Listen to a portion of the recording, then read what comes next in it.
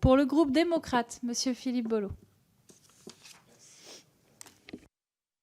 Merci Madame la Présidente, Madame la Directrice Générale.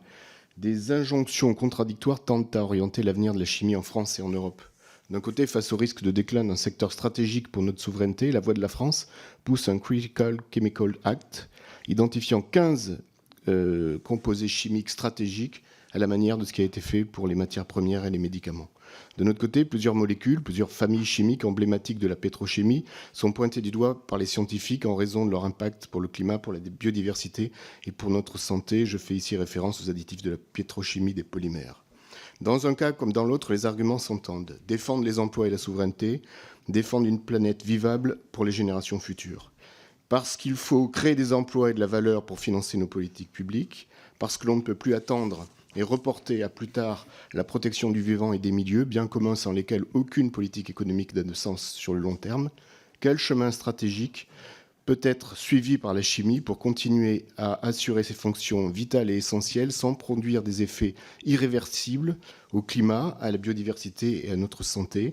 Et en vous posant cette question-là, Madame la directrice générale, je suis particulièrement conscient de ce que cela représente comme difficulté dans la réponse. Je ne vous demande pas de vous positionner par rapport au sujet, aux solutions qu'apporte la chimie adressées à ces transitions qui sont face à nous, mais par contre aux impacts que représentent certains secteurs de la chimie sur, encore une fois, le climat, la biodiversité et la santé. J'ai bien compris dans vos propos liminaires les difficultés qui étaient associées à cela, et en particulier les coûts induits qui représentaient évidemment des impacts significatifs pour vos clients et une concurrence internationale. Faut-il pour autant tout abandonner ? Mais ne s'agit-il pas d'une impasse, que c'est un tel abandon de cette transition écologique, car les économies d'aujourd'hui seront certainement les coûts majorés de demain. Je vous remercie.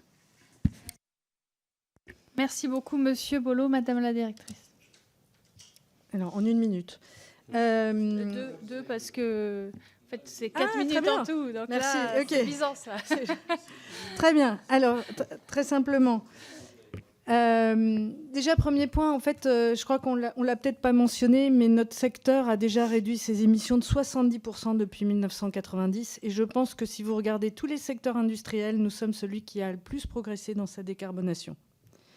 Alors effectivement, le sujet, c'est que là, on arrive sur des émissions qui sont plus difficiles à abattre, avec des investissements beaucoup plus importants.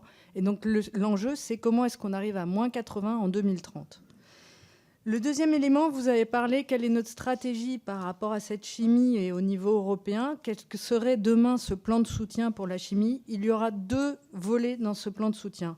Un premier volet qui est comment est-ce qu'on maintient les productions sur effectivement des molécules critiques qui sont très en amont, que parfois on n'arrive même pas à importer parce qu'elles ne sont pas faciles à transporter et qui sont essentielles pour que la compétitivité se diffuse, une compétitivité qu'on espère décarbonée, se diffuse sur les chaînes en aval. Le deuxième volet, c'est l'innovation. Et là, je vais répondre à monsieur le député tout à l'heure. En fait, évidemment, il y a aussi l'innovation. Évidemment, on a besoin de développer la chimie biosourcée. Évidemment, on a besoin de développer le recyclage chimique ou les matériaux de haute performance pour les batteries ou l'hydrogène. Voilà, donc c'est vraiment 2 volets. Une stratégie qui est à la fois comment est-ce qu'on travaille la résilience de nos chaînes de valeur et comment est-ce qu'on se prépare au marché et aux nouveaux marchés de demain.